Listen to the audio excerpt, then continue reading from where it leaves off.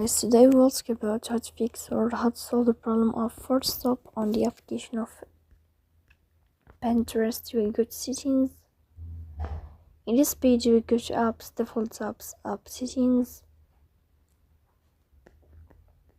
In this list you will search about Pinterest.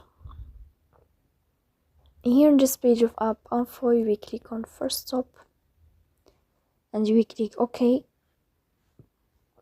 Here you will enter to the window of storage.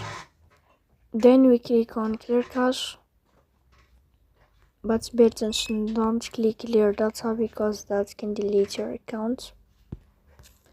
In the end you can turn off your phone and you can wait a moment to restart your phone again to fix that problem. So please don't forget to support us by like and subscribe.